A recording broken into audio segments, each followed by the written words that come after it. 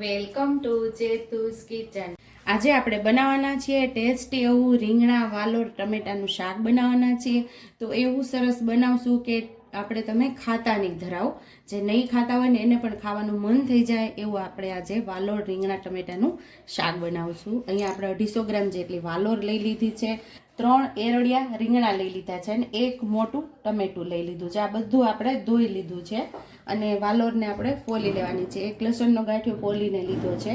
મીઠું છે. બાકી રેગ્યુલર મસાલાની અંદરથી મસાલાનો ઉપયોગ કરી અને ટેસ્ટી એવું આપણે શાક બનાવવાના છીએ. તો પહેલાં આપણે વાલોરને ફોલી લેશું. આવી રીતે જે નસોનો ભાગ હોય કાઢી અને 2 ભાગ કરી અને આવી રીતે આપણે વાલોરને સાફ કરી લેવાની છે અને બીટી લેવાની છે.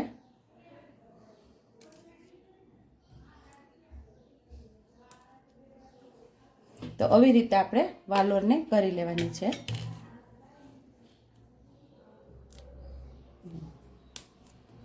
તો બધી વાલોરને આવી જ રીતે આપણે કરી લેશું.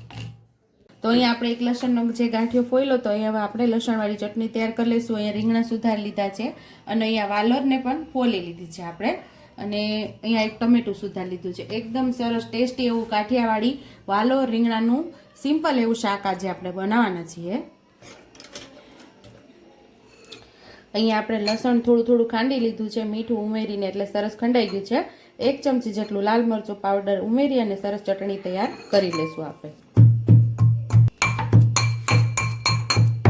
અહીં આપણે લસણવાળી ચટણી તૈયાર થઈ ગઈ છે. તો હવે આપણે શાક વઘાર લેશું. તો અહીંયા આપણે 1.5 નાના ચમચા જેટલું તેલ ઉમેરેલું છે. તેલને આપણે ગરમ થવા દેશું. આપણું તેલ ગરમ થઈ ગયું છે તો નાની ચમચી જેટલી હિંગ ઉમેરશું.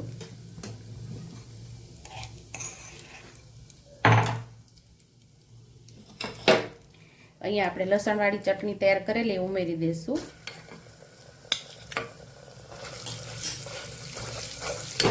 ગેસ આપણે ધીમો કરી દીધો છે અને સરસ ચટણીને સાતળી લેવાની છે. ચટણી સતળાઈ જાય એટલે તરત આપણે ટમેટું ઉમેરી દઈશું.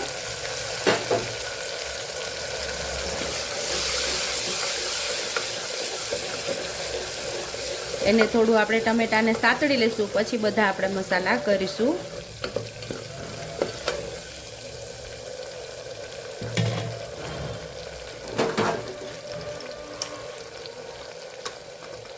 એક નાની ચમચી જેટલી હળદર ઉમેરશું. 2 ચમચી જેટલું ધાણા જીરું પાવડર ઉમેરશું. સ્વાદ મુજબ આપણે મીઠું ઉમેરશું. થોડી ગળપણ માટે 1/2 થી 1/4 ચમચી જેટલી ખાંડ ઉમેરશું. બધું સરસ મિક્સ કરી લેશું.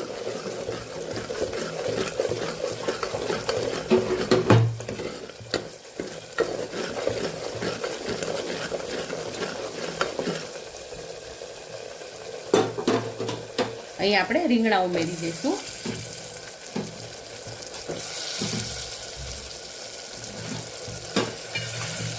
હવે વાલોર પણ ઉમેરી દઈશું.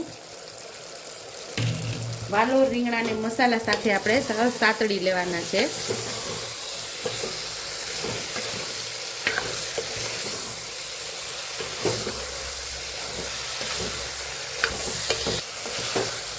શાકને સરસ આપણે સાતળી લીધું છે.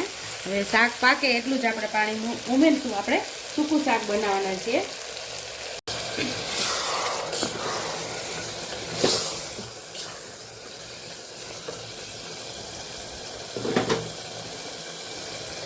અહીંયા આપણે અડધા ગ્લાસ જેટલું પાણી આપણે ઉમેરેલું છે. અહીંયા શાકને સરસ આપણે પાકવા દઈશું. 2 થી 3 સીટી આપણે કરી લેશું. કુકર બંધ કરીને આપણે 3 સીટી લઈ લઈશું.